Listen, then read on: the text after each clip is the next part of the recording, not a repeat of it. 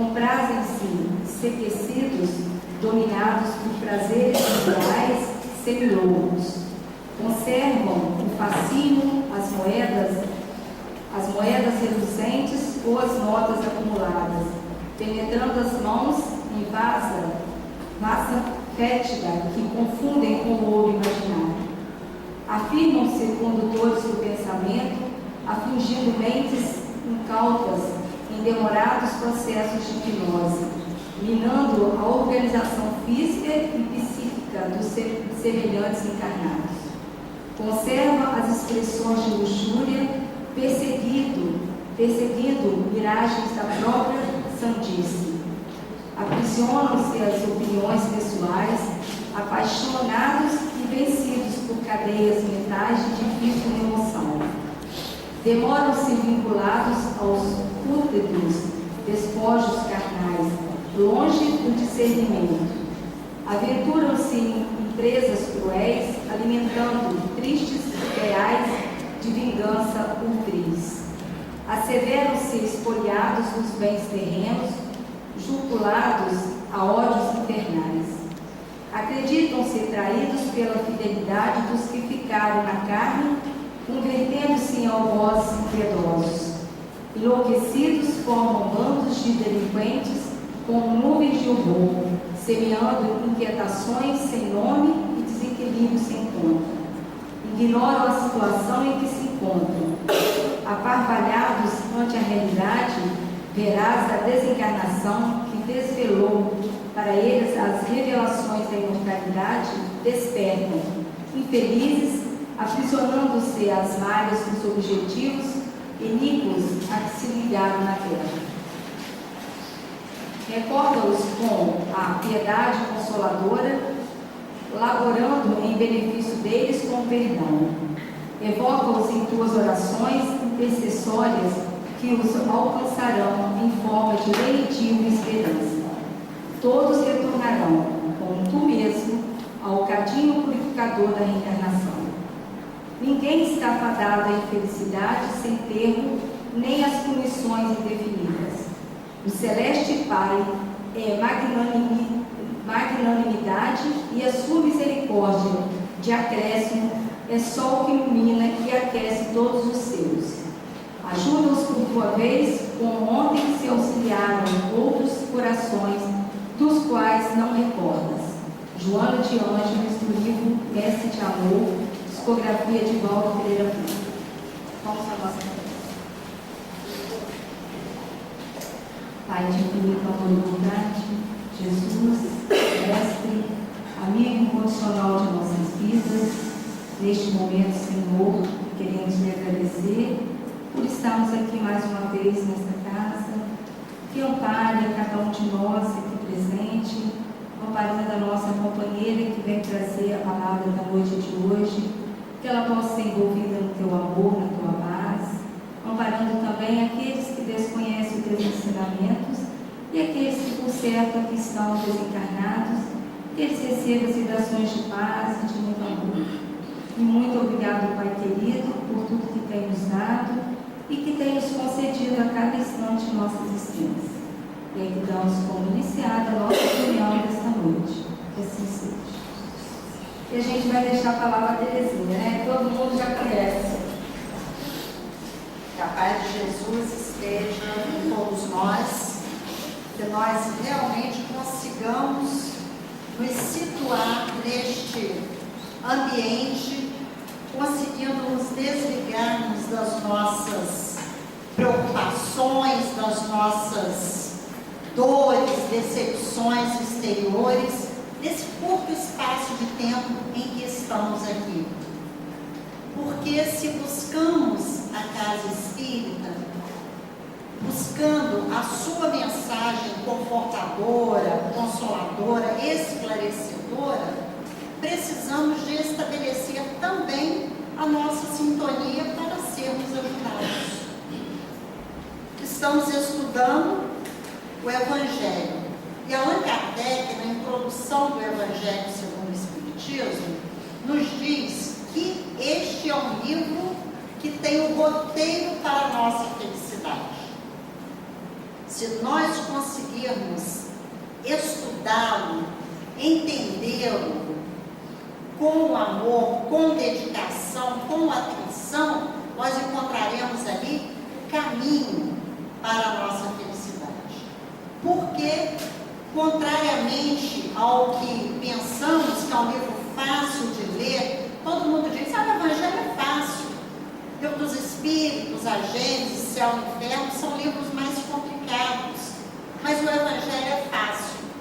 Mas quando nós começamos a estudar e meditar nas suas páginas, nós percebemos que ele é muito mais complexo do que os demais livros, porque ele trata de conceitos que falam de nós mesmos, da nossa vida interior, da nossa relação uns com os outros, da nossa forma de encarar as dificuldades da vida e que nem sempre são as mais equilibradas. Então, por isso, ele deve ser consultado sempre. Hoje nós estamos estudando o capítulo 3, Há muitas moradas na casa do Pai. E Jesus, quando prometeu que mandaria o Consolador, ele sabia que a sua mensagem não seria compreendida, que ele precisaria de mandar o Consolador, porque o Consolador, ele não só consola, conforta, ele esclarece. Porque ele disse que o Consolador ficaria conosco para sempre. Nos esclareceria aquelas questões que até então estavam nebulosas ou totalmente incompreensíveis para nós. Então, Jesus, nesta passagem, que está no Evangelho de João, capítulo 14, item 13, ele diz: não se turbe o vosso coração. Crede em Deus, crede também em mim. Então, para que nos tranquilizássemos. A mensagem do mundo espiritual é de tranquilidade, é de equilíbrio, é de paz, apesar de estarmos sujeitos aos sofrimentos. E aí ele diz: há muitas moradas na casa de meu Pai. Se assim não fosse, eu já teria dito. Mas vou preparar-vos o lugar, e depois que eu for e vos aparelhar o lugar, virei outra vez e tomar-vos-ei para mim, para que lá onde eu estiver, vós estejais também. Então, quando considerávamos que éramos feitos, a nossa alma era criada no momento da concepção, e ao morrermos a nossa sorte era lançada definitivamente, nós não tínhamos como entender isso. Que muitas moradas seriam céu, inferno, purgatório, não teria nada além disso. Mas precisou de o homem evoluir muito, do pensamento humano se libertar dos dogmas, precisou que o conhecimento fosse gradativamente sendo acessível a maior número de pessoas, que a ciência se desenvolvesse, para que nós entendêssemos muito do que Jesus disse. E veio a doutrina espírita no século XIX, quando a humanidade, já preparada para receber esses ensinamentos, podia entender um pouco mais das verdades divinas. Dizer que as muitas moradas são os diferentes mundos existentes no universo. E que cada um deles é de uma categoria. Nós observamos aqui na Terra que o sofrimento predomina, que o mal ainda fala mais alto do que o bem. Mesmo que já estejamos nos confundindo entre o bem e o mal. Já existe muito bem sendo feito, mas mas o mal ainda é forte. Então, percebemos a característica do nosso mundo. Porque Allan Kardec classificou os mundos, ele diz que é uma classificação meramente didática. Não é uma classificação rígida, apenas para a nossa compreensão. E entre essas categorias, existem degraus evolutivos. Então, os mundos primitivos, das primeiras encarnações do homem, de provas e expiações, esse em que habitamos, onde o mal ainda predomina.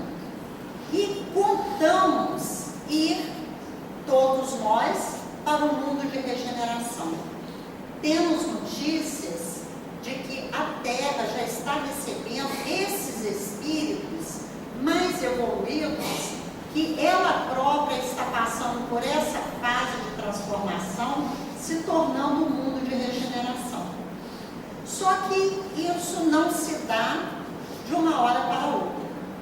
Então, Allan Kardec perguntou aos espíritos, na segunda parte do Livro dos Espíritos, o porquê na primeira parte, no segundo capítulo ainda, ele perguntando como são as encarnações dos espíritos, se os espíritos encarnam em diferentes mundos, e os espíritos responderam que sim, mas que precisamos de fazer toda a nossa caminhada evolutiva naquela categoria de mundo para podermos ir para o outro.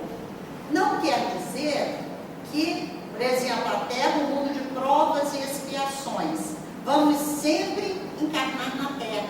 Podemos encarnar no outro mundo de provas e expiações, dependendo da nossa necessidade evolutiva. Mas nós não ficamos sempre presos ao mesmo mundo. O espírito é livre. Ele pode, em algum momento, encarnar em outro mundo. Está no mundo de provas e expiações, por algum motivo, precisa reencarnar no mundo primitivo, ou querendo uma ascensão maior, pode ir para o mundo de regeneração, porque os espíritos ainda se misturam. Não existe, nós vemos entre nós, não existe uma divisão demarcada. Em cada mundo existem espíritos de diferentes categorias. E aqui no Livro dos Espíritos, nas questões 172 a 188, Allan Kardec pergunta aos espíritos sobre essa questão e ele diz assim: há alguma vantagem voltar a habitar a Terra depois de já ter estado aqui? Vamos para outro mundo, encarnamos em outro mundo? Aqui, pela pergunta, é porque já evoluímos. Ele diz assim: não tem nenhuma vantagem, a não ser que seja uma necessidade para o seu progresso. E então assim nós vamos ver, diz assim, Kardec ainda pergunta se os seres que habitam os diferentes mundos têm corpos como os nossos. Ele diz: os corpos são apropriados aos mundos em que habitam, porque mostrando para nós que essa presunção dos cientistas, veio determinado planeta, diz ali não tem vida, não tem possibilidade de ter vida. Mas qual vida? A vida como nós entendemos. E ele até, os espíritos dão um exemplo: se não conhecêssemos os peixes, não acreditaríamos que existem seres que pudessem viver na água. Viver, procriar e ter toda a sua comunidade ali na água.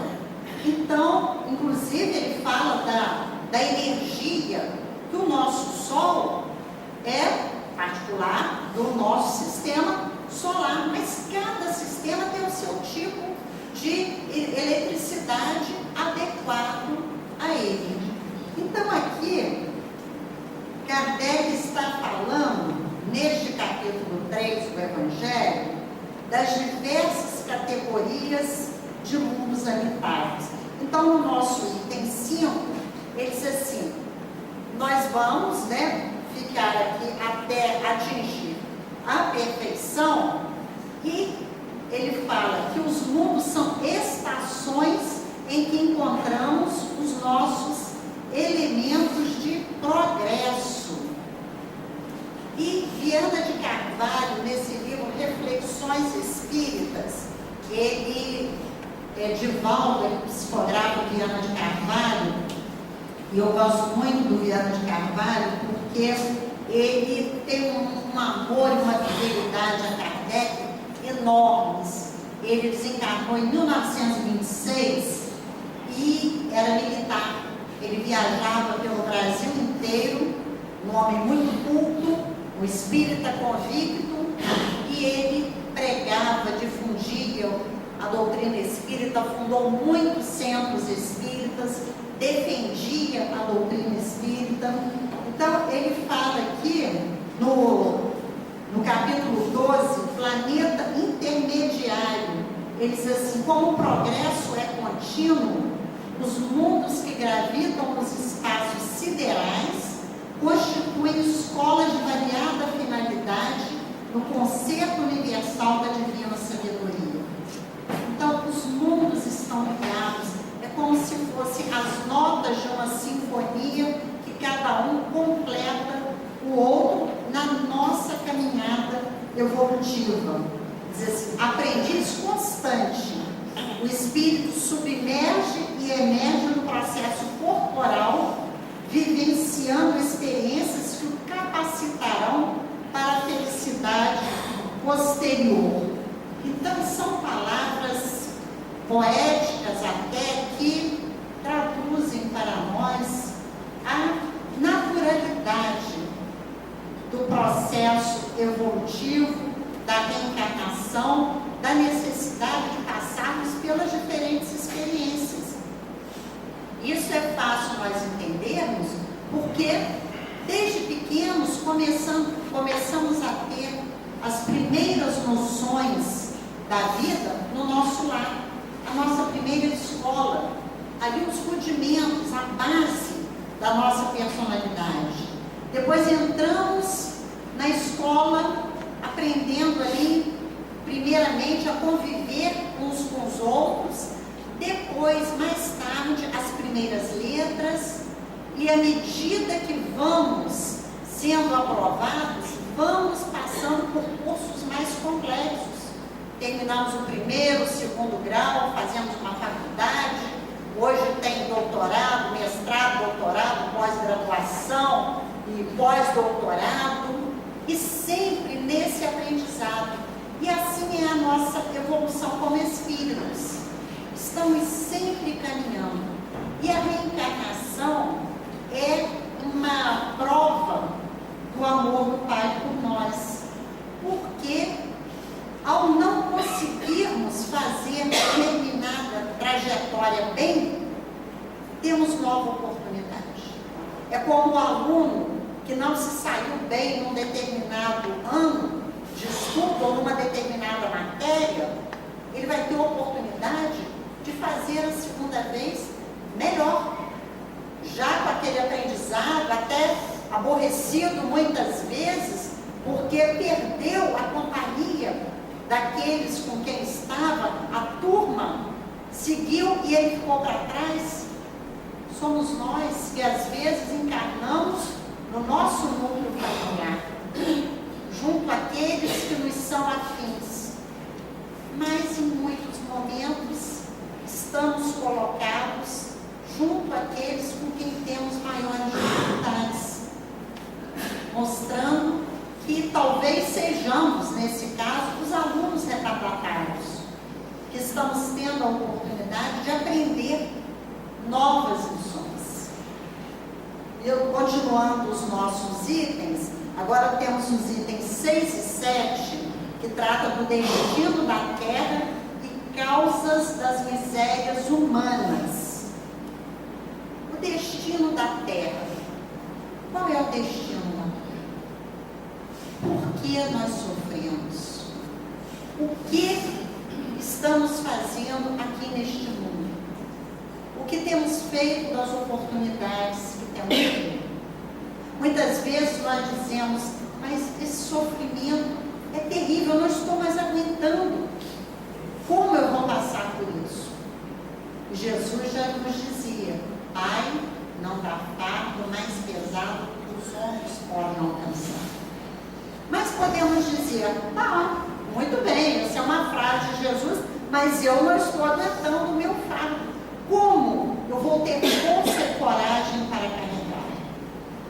E aqui, Kardec vai analisando isso.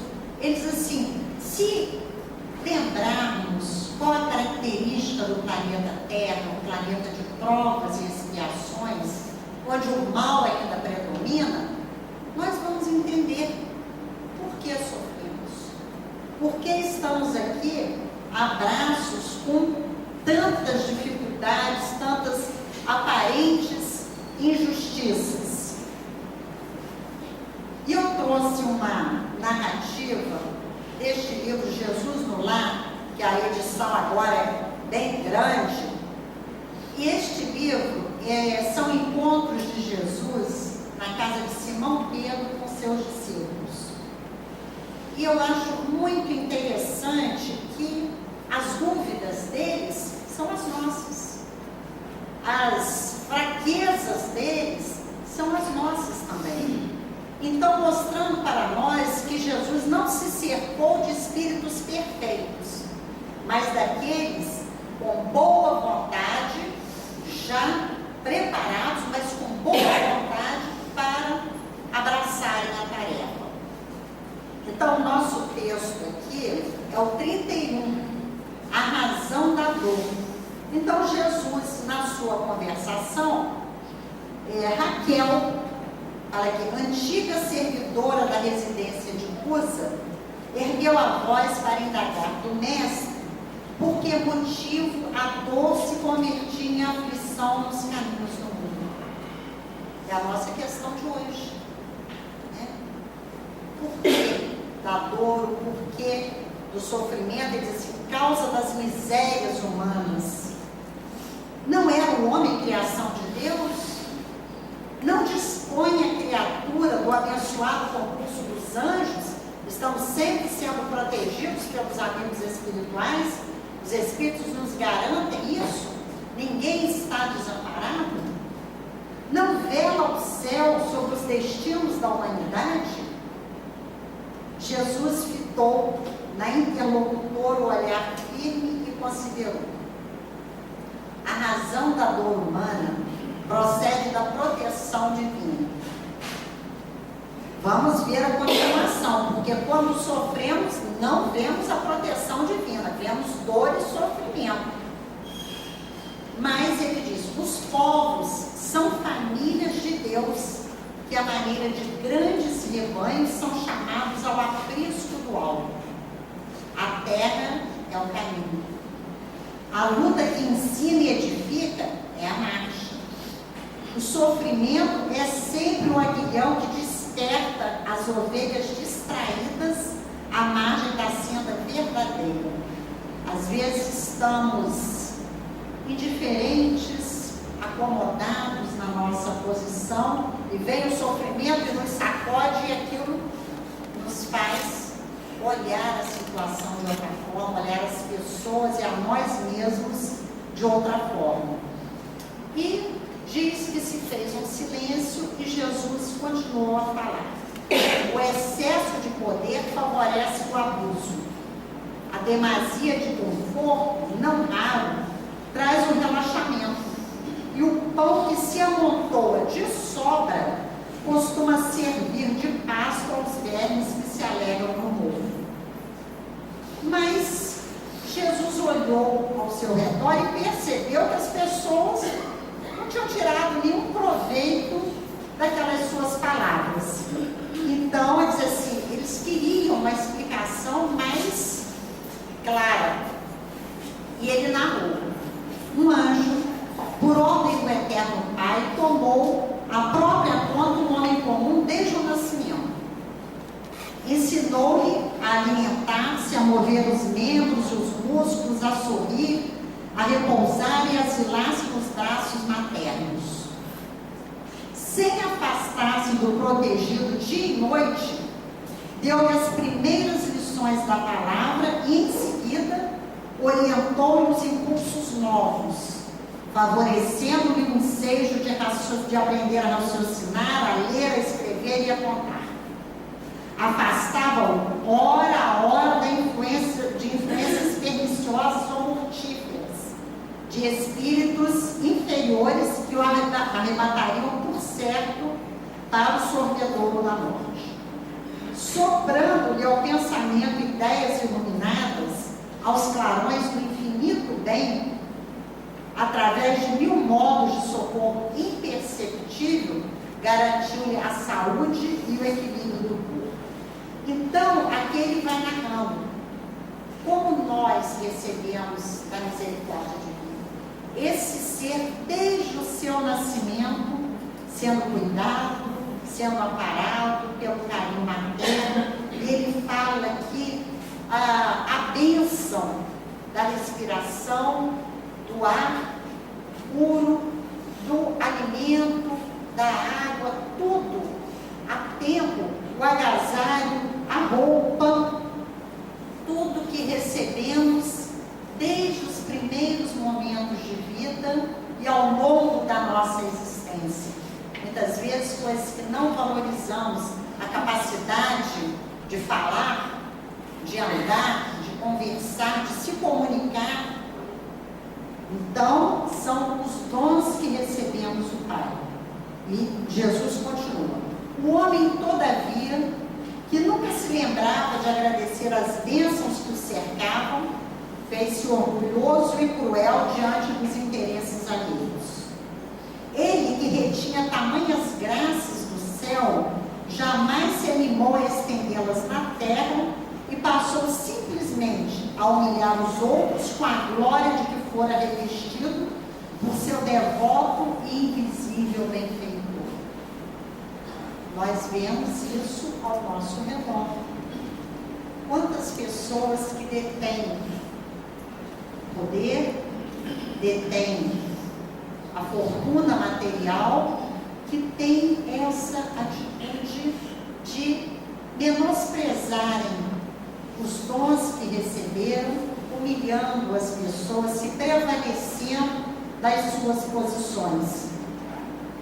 Quando experimentou o primeiro desgosto que ele mesmo provocou, menosprezando a lei do amor universal, que determina a fraternidade e o respeito entre os semelhantes, gesticulou revoltado contra o céu, acusando o Supremo Senhor de injusto e indiferente. É a posição que muitas vezes temos. Na primeira dificuldade, nós já nos desesperamos.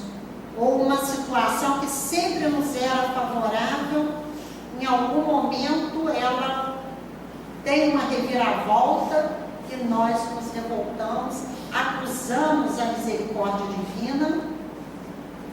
Um ente querido desencarna, ou uma coisa que dói tão mais, uma criança, um jovem da nossa relação desencarna, muitas vezes com sofrimento, e a gente se pergunta, meu Deus, onde está a justiça?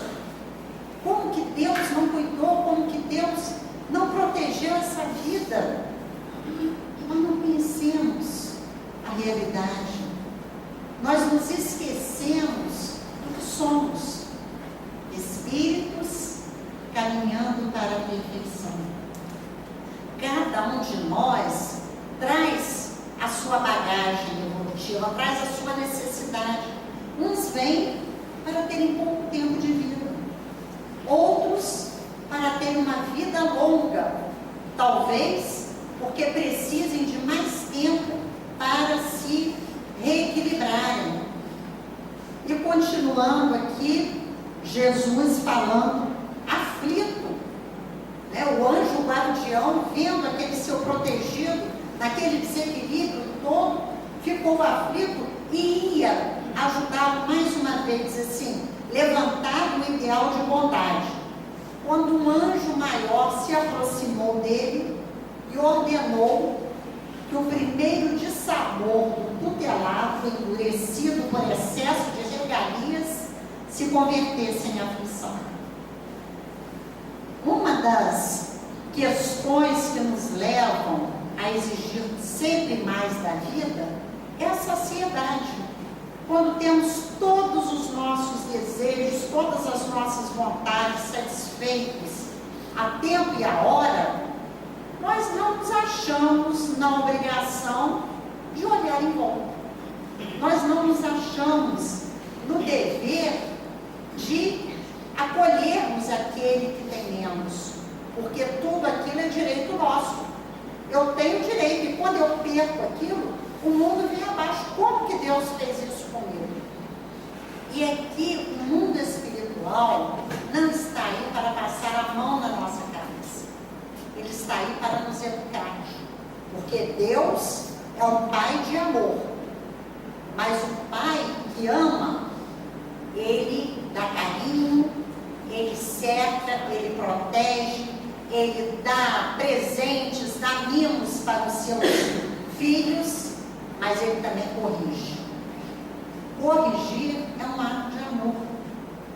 E é isso que o Pai faz conosco, e nós não percebemos. Nós nos sentimos aflitos e infelizes quando sofremos, porque não conseguimos ver que aquele sofrimento, aquela situação é que nos leva a olhar a vida de outra forma. E aqui Jesus continua a narrar. Rolando mentalmente de aflição em aflição, o homem começou a recolher os valores da paciência, da humildade, do amor e da paz com todos.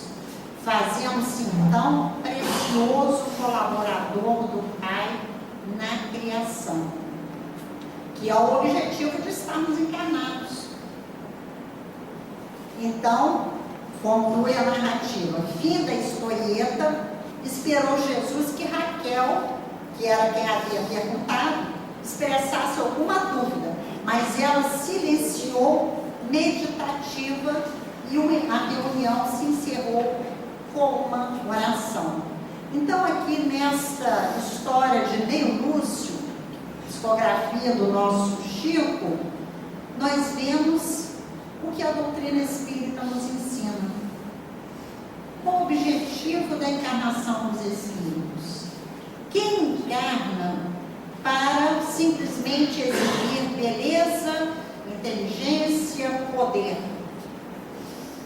O objetivo da nossa encarnação é chegarmos à perfeição. Questão 132 do Livro dos Espíritos. Tem uma resposta longa, porque ali Kardec os espíritos trazem a resposta em vários níveis. Então, eles dizem, primeiro, o objetivo, chegar à perfeição. Mas nós sabemos que ainda estamos longe da perfeição. Então, como chegaremos a ela se o caminho ainda é longo e às vezes não sabemos qual é? E aqui ele diz, como é que chegaremos lá? Pela encarnação, para uns é expiação, para outros é missão. E aqui ele vai dizer o que entende por expiação. Ele diz assim, para alcançar esta perfeição, tem que sofrer todas as vicissitudes da existência corporal. Nisso é que está a expiação. Para chegarmos à perfeição, que é o nosso destino, precisamos de passar por esse aprendizado. Como o homem da história, ele, ao ser cercado, protegido, amparado, ele não valorizou o que tinha. Ele precisou que alguns benefícios seus fossem retirados para que ele percebesse que havia uma vida em volta dele, necessitando de ser cuidada e merecedora de todo o carinho, de toda a atenção como ele vinha recebendo. Mas a resposta 132 ainda continua. Visa ainda outro fim à encarnação. É de pôr cada um de nós na condição de cumprir a parte que nos toca na obra da criação. Então, qual a parte que nos toca? Cada um de nós sabe. Fazer a diferença na harmonia do lar, ser um bom profissional, ali no seu trabalho, fazer a diferença no atendimento às pessoas, no acolhimento. Às vezes exercemos uma função meramente burocrática, mas aí podemos ser a diferença. Na vida social, no relacionamento com as pessoas que cruzam conosco pela vida, na sociedade, nos nossos prazeres, nas nossas diversões, ali onde estivermos, sermos a diferença. Porque nós que já temos o conhecimento da doutrina espírita, sabemos que as existências têm um objetivo. Então eu vou dizer, mas eu não sou uma missionária. Missionário é o Chico, e uma pessoa, né, que vem com uma tarefa dessa, uma Madre Teresa, uma irmã Dulce. Eu sou apenas um espírita que está tentando se melhorar. A minha missão é essa. Seja qual for a tarefa que me seja incumbida, que eu faça da melhor forma possível. Que eu use da palavra com equilíbrio. Emmanuel tem algumas páginas em que ele fala da palavra. O quanto muitas vezes nós usamos a palavra para magoar, para ferir, para atingir as pessoas, podendo fazer ao contrário. Então, nisso pode estar a nossa missão. Cada um de nós fazer o melhor possível onde está colocado. Aí diz, para executá-la, continua a resposta, é que em cada mundo toma o espírito um instrumento de harmonia com a matéria essencial desse mundo, a fim de aí cumprir daquele ponto de vista as ordens de Deus. É assim que, concorrendo para a obra geral, ele também se adianta. Então, ao ajudarmos a vida ao nosso redor, estamos nos ajudando. E isso nós temos bem um exemplo de quando vamos visitar doentes. Vamos no leprosário, no orfanato, no hospital. Às vezes a gente diz assim, não, vou fazer a minha boa ação. Vou no hospital levar um atendimento para as pessoas, levar uma palavra. E quantas vezes somos nós que saímos de lá ajudados? Aquelas pessoas que consideramos mais sofredoras do que nós, nos dão lições, que é uma coisa assim impressionante. Então, percebendo, como diz aqui o Espírito, ao ajudarmos, somos nós que somos ajudados. E aqui, Allan Kardec, nos nossos itens, ele fala que também nós consideramos que a Terra é um local que só tem dor e sofrimento. Ele usa a expressão misérias humanas, porque nós estamos vendo os mais sofredores. Ele nos dá o exemplo aqui que no hospital você não vai encontrar pessoas sadias, vão ser os funcionários, mas quem está lá interno são os doentes. Nos arredores da cidade, normalmente, estão as residências mais pobres, estão as pessoas com maiores dificuldades. Nos orfanatos, muitas vezes encontramos as crianças tristes. Então ele diz que a Terra, que o universo, não está contido na Terra. A Terra é uma parte do universo. Então essa condição de sofredor, essa condição de inferioridade, de dores sem fim, de injustiça, guerras. Quantas guerras nós estamos vendo, quantas atrocidades. É o nosso mundo em transformação. E no fim da questão número 6, ele diz assim, levarmos em conta o destino da Terra e a natureza da sua população. O destino da Terra é um mundo feliz. capítulo 18 da Gênesis, Allan Kardec nos fala dos sinais dos tempos e da geração nova, em que a nossa terra, o exemplo que ele dá aqui também, que pode ser comparada a um regimento de pessoas, né, extremamente desequilibradas, vamos dizer assim, um bando, né, uns bandidos chefiados por uma pessoa, pior ainda do que eles, que são colocados numa ilha, porque eles não têm condição de conviver com a sociedade. Então, desse grupo, vai sendo retirado 1 a 1, 2 a 2, e no lugar deles vão espíritos mais evoluídos, pessoas mais evoluídas. Muitas vezes, até aqueles mesmos que saíram, se reeducaram e voltam. Então, do grupo de 100 que estava ali, de violentos e agressivos, com maldade mesmo, com a vida ao seu redor, aos poucos irá se transformando até só ter pessoas de bem. É o exemplo da nossa terra. No momento, estamos nessa situação, onde a dor, o mal, o sofrimento está mais em evidência, mas estamos em transformação. Só que esse trabalho é nosso, é de cada um de nós.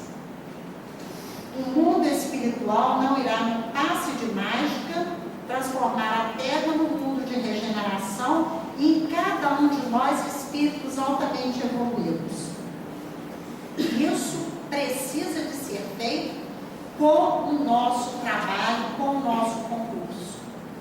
Jesus já dizia que a cada um seria dado segundo as suas obras. Então somos nós que temos que agir, somos nós que temos que trabalhar. As coisas melhoram quando mudamos o nosso ponto de vista em relação às situações.